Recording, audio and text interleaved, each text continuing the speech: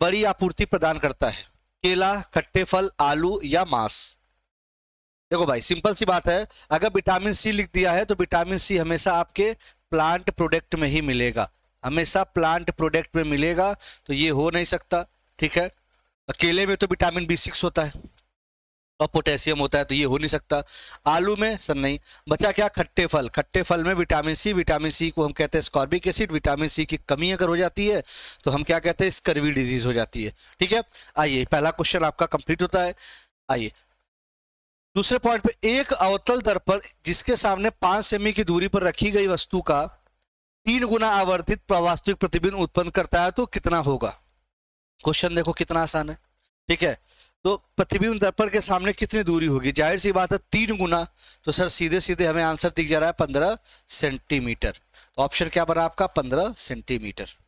Clear? चलिए, विद्युत धारा डैश का एक प्रवाह है, बताइए विद्युत धारा डैश का एक प्रवाह है। अच्छा क्वेश्चन है, आसान क्वेश्चन है, तो सभी लोग फटाफट फटाफट इसका कमेंट किया करें।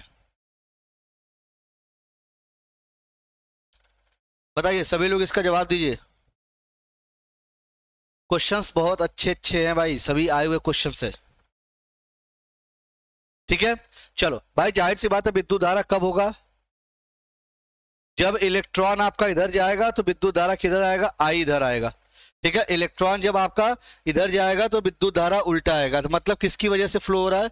तो आप ये बता सकते हैं कि सर ये जो फ्लो देखने को मिल रहा है वो किसकी वजह से देख रहा है? तो आप कहोगे कि सर ये इलेक्ट्रॉन के फ्लो की वजह से होता है। जब इलेक्ट्रॉन फ्लो होगा तो करंट फ्लो होगा सर।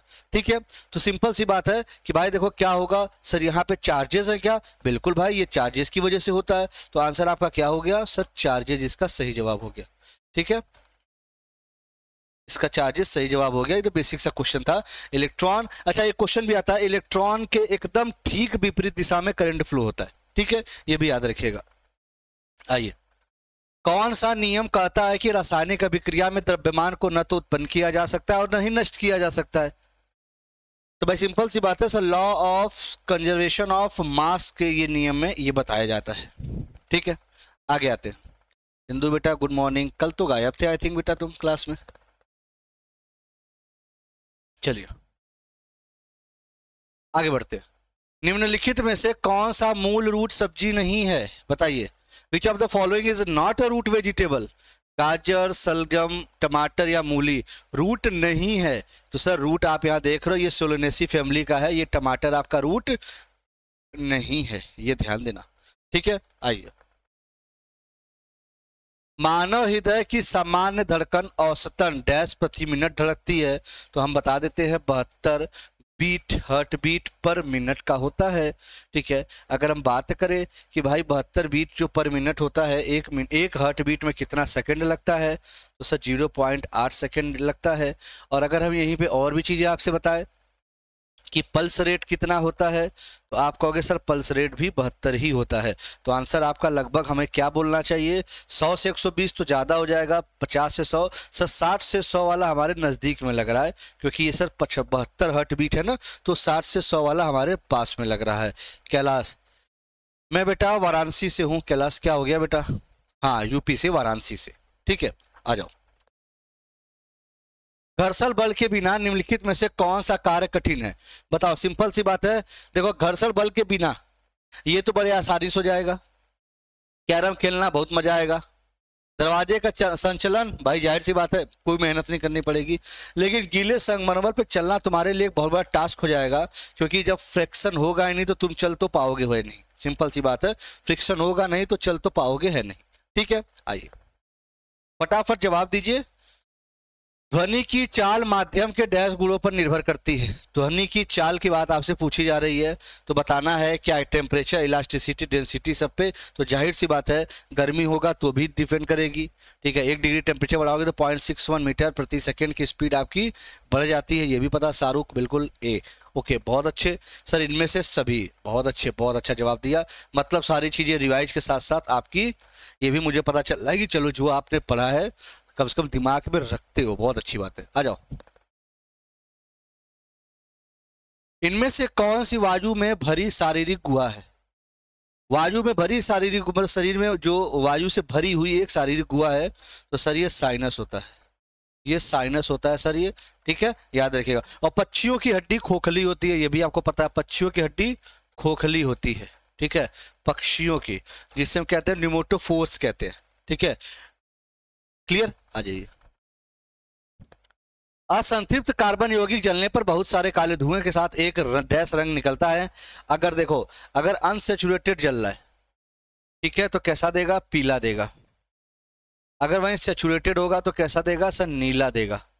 तो भाई जाहिर सी बात है कैसा दे रहा है कि आपके असंतृप्त कार्बनिक, तो कैसा देगा सर, ये पीला देगा। आ जाइए। बोर के सिद्धांत में निम्नलिखित में से क्या संरक्षित रहता है, वेग, ऊर्जा, कोणीय संवेग या रैखिक संवेग, बताइए। ये सारे क्वेश्चंस आज ज्यादा नहीं, आज सिर्फ 50 क्वेश्चंस हैं, ठीक है, 50 क्वेश्चन जितनी देर में हो जाएंगे, ठीक है, वो आप उतना कंप्लीट कर लीजिएगा। चलिए बताइए।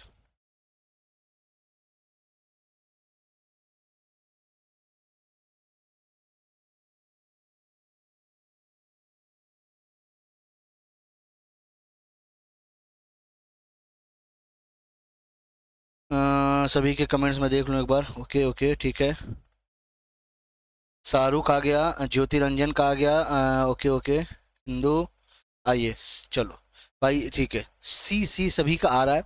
आइए देख लेते हैं। भाई देखो, बोहर का जो सिद्धांत है, बिल्कुल जाहिर सी बात है सर, कोणीय संवेग पे, ठीक है। अब कहोगे भैया कोणीय संवेग पे काम करता है। भाई बोहर का जो सिद्धांत है, मैं याद होगा मुझे, आपने सर एग्जाम कब होगा, भाई आपका काम है पढ़ना, पढ़ ही लो, ठीक है। अब हम पता चला कि भाई एक वीडियो बनाए फर्जी का, फर्जी वीडियो बनाते रहे और कह दे भैया तुम्हारा एग्जाम आ गया, डेट एग्जाम है दिसंबर में। अरे इससे थोड़ी ना होगा, एनटीपीसी का एग्जाम मार्च के लगभग होगा, उसके पहले भी टेंशन मत लो, ठीक है। चलिए क्लियर। देखो यहाँ पे काफी बच्चों ने गलत दिया, लेकिन एक बच्चे ने सही भी दिया, ज्योति रंजन ने, ठीक है बेटा, ऊर्जा पे काम है। अगर हम बात करें कि सर लीनियर मोमेंटम, तो न्यूटन का जो तीसरा लॉ है, ठीक है, न्यूटन का जो थर्ड लॉ है, वो तो यही बताता है लीनियर मोमेंटम के कंजर्वेशन से संबंधित है, ठीक है। एएलपी एग्जाम सर अरे एएलपी का है ना, एनटीपीसी की मैं बात कर रहा हूँ, ठीक है। एनटीपीसी का एग्जाम ये मान के चलो कि मार्च से पहले नहीं होना है, ठीक है, तो इस पर फर्जी का वीडियो बनाना मुझे सही नहीं लग रहा है, ठीक है। ये मार्च से पहले नहीं होगा, बाकी तो ये एग्जाम आपके लगातार 1 महीने में तो धुआं कर देगा पूरा भैया, ठीक है। आइए चलो। मसालों और खाद्य परिरक्षक के रूप में इस्तेमाल किए जाने वाले अलावा साधारण नमक का उपयोग डैश बनाने के लिए कच्चे माल के रूप में किया जाता है, बताओ भैया। ये पढ़ा रखा हूँ, तो सर आइए देखते हैं। ब्लीचिंग पाउडर भी है, बेकिंग सोडा भी है और सोडियम हाइड्रोक्साइड भी है।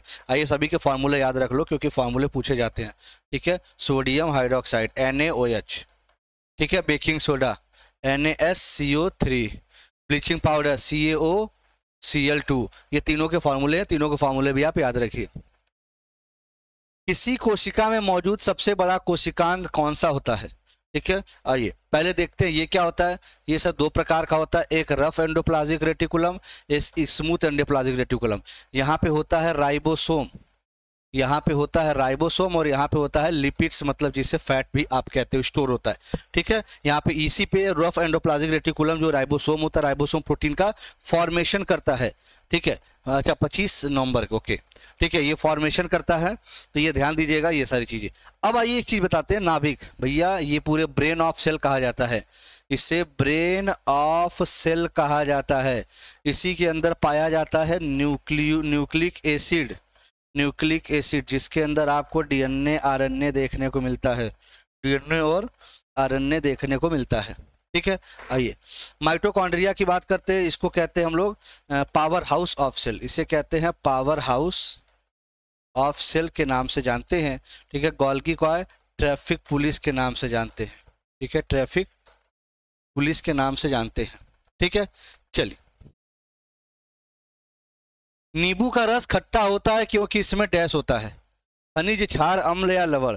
लेमन जूस इज सोर, ये खट्टा होता है, ऐसा क्यों होता है, तो भाई जाहिर सी बात, अगर खट्टा है तो अम्ल है, ठीक है। और कौन सा, सिट्रिक एसिड होता है, सिट्रिक एसिड होता है। अगर मैं बोलूं कि अगर मान लो बेस है, तो बेस का क्या होगा भाई, बेस का कैसा होता है सर, बीटर होता है, ये याद रखिएगा, कड़वा होता है। आंसर क्या हो गया, अम्ल इसका सही जवाब हो गया। निम्नलिखित में से कौन सा भौतिक परिवर्तन नहीं है, बताइए।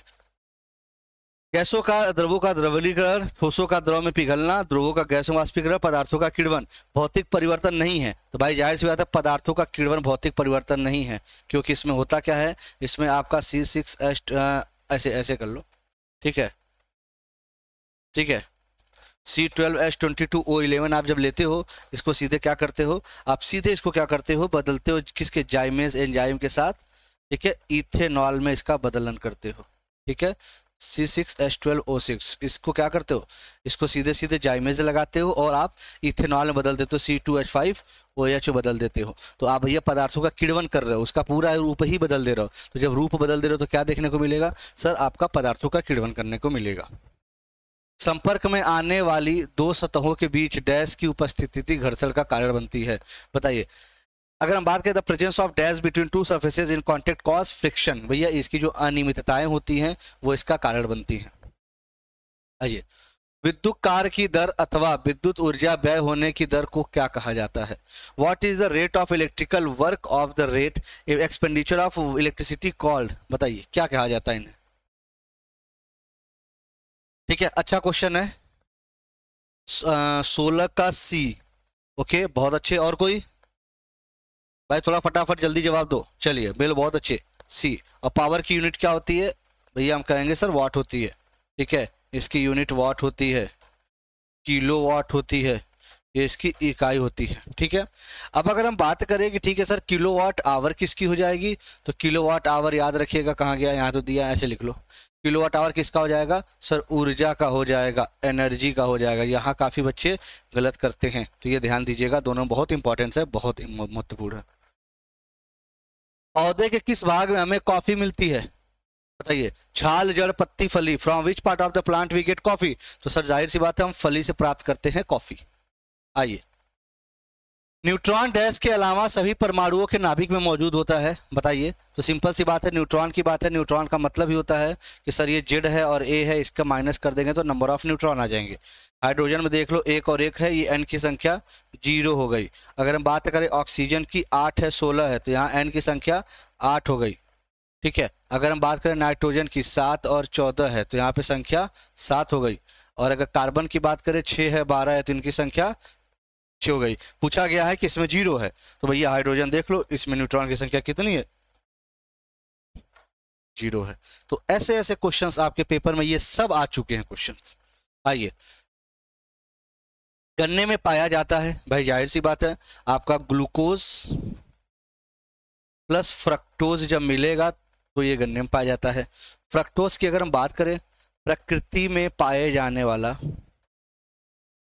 प्रकृति में पाए जाने वाला सबसे मीठा, प्रकृति में पाए जाने वाला सबसे मीठा है, तो आंसर आपका क्या हो जाएगा, ग्लूकोज प्लस फ्रक्टोज, इसका सही जवाब हो जाएगा। आइए, बेरी बेरी किस वजह से उत्पन्न होता है, जाहिर सी बात है B1 की कमी के कारण, ठीक है, B1 की कमी के कारण, जिसे हम थायामीन के नाम से भी जानते हैं, ठीक है, इसका केमिकल नेम थायामीन है। और किसके कारण सर, B1 की कमी के कारण, ठीक है, कोई दिक्कत, चलो आगे अगले क्वेश्चन पे आ जाओ। अयस्कों का भर्जन क्यों किया जाता है, बताओ, भर्जन क्यों किया जाता है, मतलब रोस्टिंग क्यों की जाती है, अच्छा क्वेश्चन है, सभी इसका जवाब दो।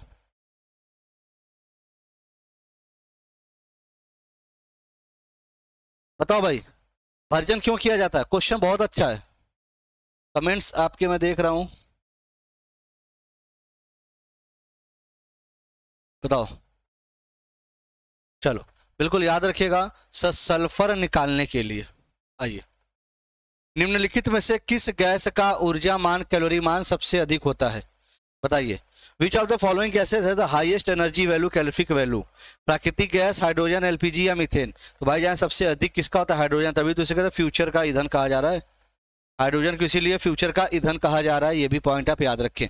आइए आगे क्वेश्चन चलते हैं। कुत्ते के काटने से कौन सी बीमारी हो सकती है, भाई जाहिर सी बात है रैबीज हो सकती है, ठीक है। बिल्ली के काटने से भी लोग बताते हैं भैया, ठीक है। और दूसरी चीज, एक चीज और याद रखिएगा, बंदर के, ठीक है, तो रेबीज हो सकता है, याद रखिएगा। इन्फ्लुएंजा भैया आपके वायरस से होता है, इन्फ्लुएंजा कोल्ड वायरस कहते हैं ना, कॉमन कोल्ड वायरस। ठीक है, उसके बाद अगर स्कर्वी की बात करें, विटामिन सी की कमी से कैंसर की बात करें, तो जैसे अगर ब्लड कैंसर बोले, अनकंट्रोल्ड डिवीजन, अब देखो अनकंट्रोल डिवीजन है तो वो कैंसर हो गया। ठीक है, किसी सेल का अनकंट्रोल डिवीजन हो गया, सेल हो गया, वो हो गया आपका कैंसर हो गया। लेकिन अगर ब्लड कैंसर बात को WBC की जब अधिकता हो जाती है ना, तो हमारा क्या ल्यूकीमिया होता है, ब्लड कैंसर हो जाता है। ठीक है, आइए आगे बढ़ते हैं। गुरुत्वजनिक त्वरण को कैसे दर्शाया जाता है, मतलब हम अगर जी को बात करें, मतलब जी यही है, acceleration due to gravity. English में देख लो, एसिलेशन ड्यू टू ग्रेविटी कैसे दर्शाया जाता है सर, जी से दर्शाया जाता है। जी आपका पोल पर क्या होता है, पोल पर मैक्सिमम होता है। ठीक है, आपके इक्वेटर पे मिनिमम होता है, इक्वेटर पर मिनिमम होता है। और अगर इसमें हम एक बात करें आपके किससे दर्शाया जाएगा सर, इससे दर्शाया जाएगा। इसकी वैल्यू कितनी होती है, 9.8 मीटर पर सेकेंड स्क्वायर। ये आपकी वैल्यू होती है, इतने पॉइंट्स आपसे यहाँ से बनते हैं। ठीक है, चलिए कोई दिक्कत, कोई दिक्कत है तो बताओ भैया, कोई दिक्कत, चलिए आगे बढ़ते हैं। मांसपेशियों का वह भाग संकुचन उत्पन्न करने के लिए सिकुड़ता है, बताओ। तो आपको पता है एक्टिन, आपको पता है एक्टिन कैसा होता है, एक्टिन पतला होता है, ठीक है, एवं छोटा होता है, छोटे रेसे जैसा होता है, छोटे रेसे जैसा होता है। ठीक है, लेकिन मायोसिन क्या होता है, मोटा होता है और बड़ा होता है। ठीक है, बड़े रेसे जैसा होता है। ये पॉइंट आप याद रख लीजिएगा।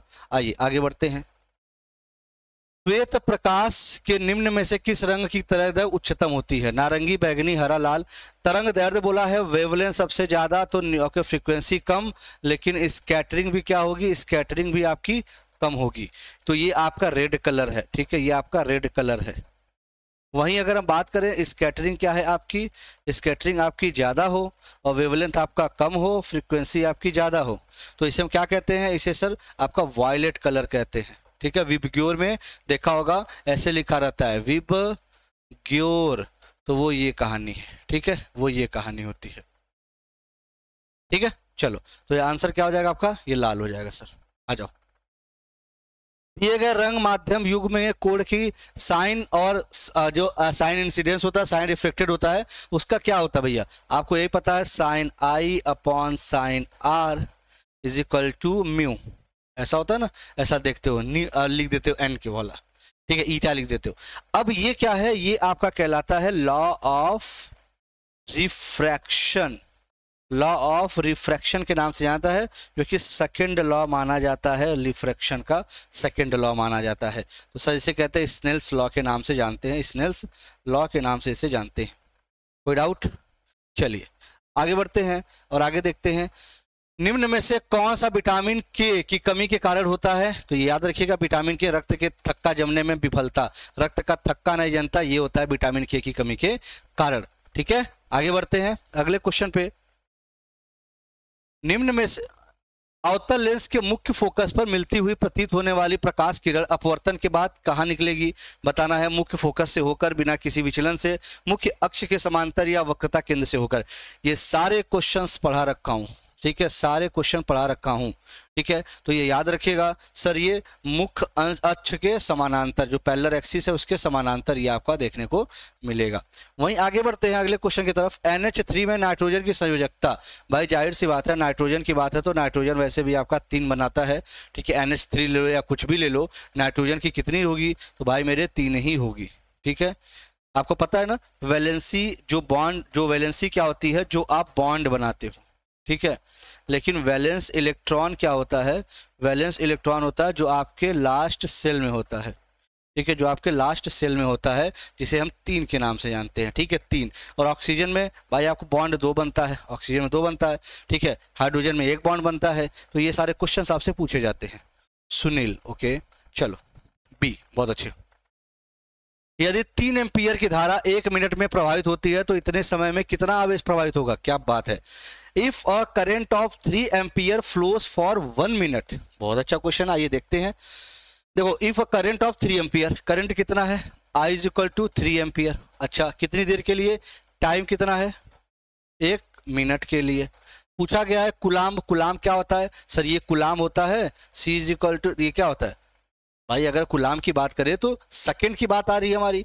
जब सेकंड की बात निकालनी है तो हम सीधे कह सकते हैं कि सर ये बताओ I is equal to Q by T.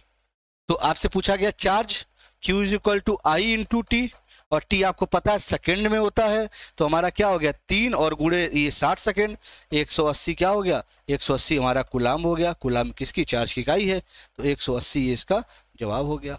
Simple सा, आया समझ में, कोई दिक्कत। चलो, निमोनिया डैश की सूजन के कारण होती है, आओ ये आपका फेफड़ा है,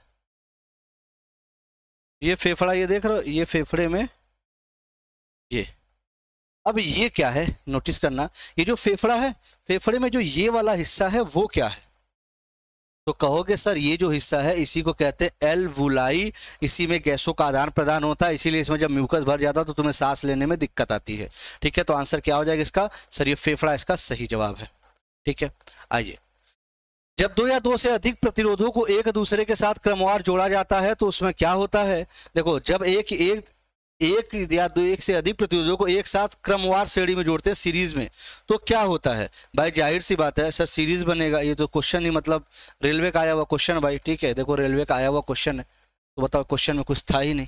ठीक है, आइए, लैंगरहैंस के आइलेट्स किस मानव अंग में पाए जाते हैं, लैंगरहैंस की उद्दीपिका, तो भाई ये पेनक्रियाज होता है, ये एंडोक्राइन वाला हिस्सा होता है, तो जो एंडोक्राइन में आपका ये हिस्सा होता है ये आइलेट्स ऑफ लैंगरहैंस होता है, इसमें alpha cell, beta cell, gamma cell ये तीनों पाए जाते हैं, तो एक ही जगह है, ये आपके पेनक्रियाज में देखने को मिल रहा है। और पेनक्रियाज एक मिश्रित ग्रंथि है, मिक्स्ड ग्लैंड के नाम से इसे जानते हैं।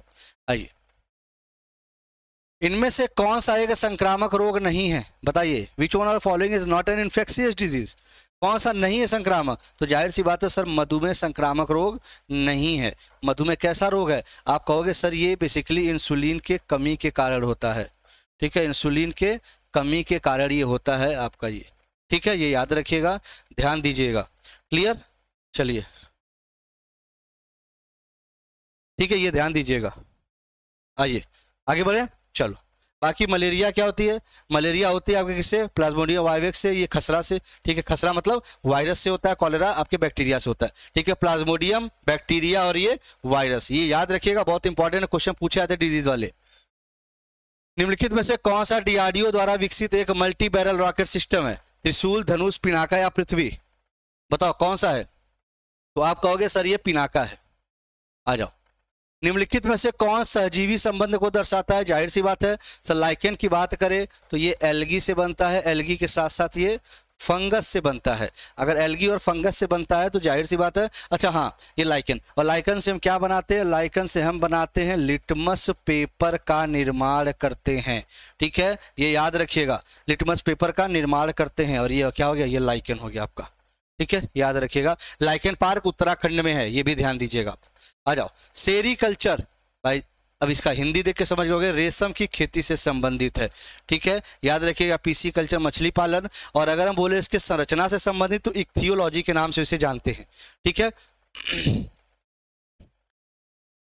यदि किसी व्यक्ति का द्रव्यमान पृथ्वी की सतह पर 60 किलो है तो चंद्रमा की सतह पर उस व्यक्ति का द्रव्यमान कितना होगा। यहाँ बहुत से बच्चे गलत जवाब देंगे, तो मैं आपका जवाब का इंतजार कर रहा हूँ, बताइए क्या होगा।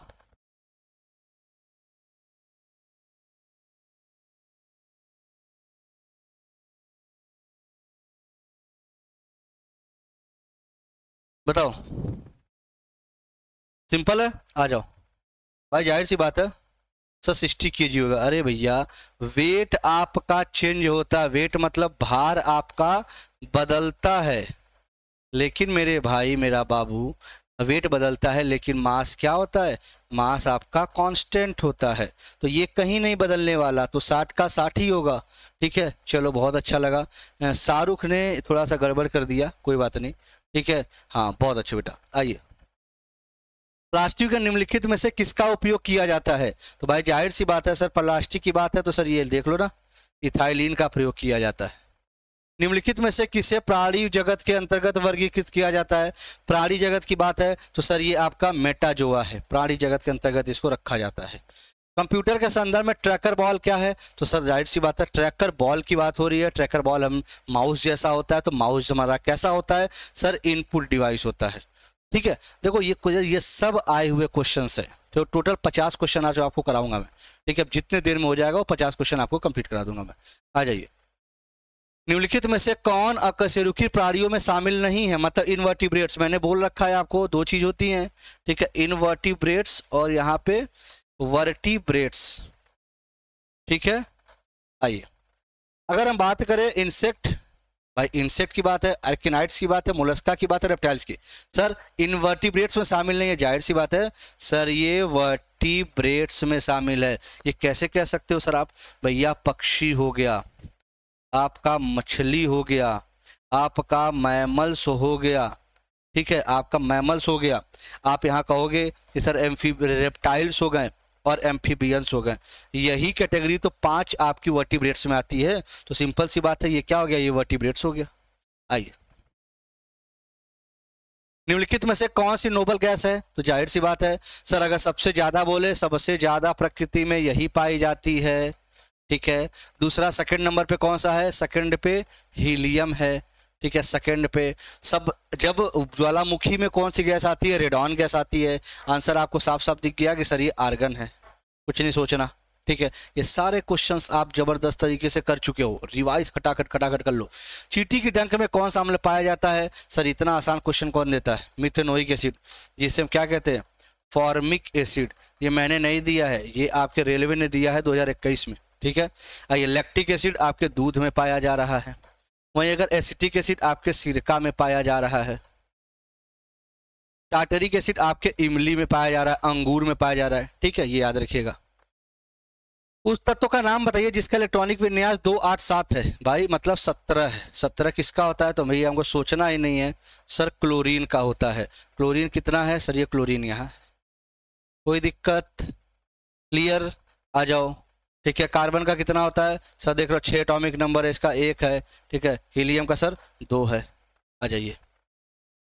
पर्यावरण और वन के संदर्भ में WCCB, ठीक है, का पूर्ण रूप क्या है बताइए, बहुत अच्छा क्वेश्चन है। Wild life crime control bureau, world crime control bureau, world crime तो है ही नहीं, ठीक है। आइए वर्ल्ड क्राइम कंट्रोल ब्यूरो नहीं, अब बताओ wildlife conservation control bureau या world conservation control bureau, sir wildlife crime control bureau, world life crime है, नॉट वर्ल्ड क्राइम, ठीक है। आइए निम्नलिखित में से कौन सा कार्बन का एक अपरूपक है, ठीक है, जाहिर सी बात है यार, सिंपल सा क्वेश्चन है सर, डायमंड है, ठीक है।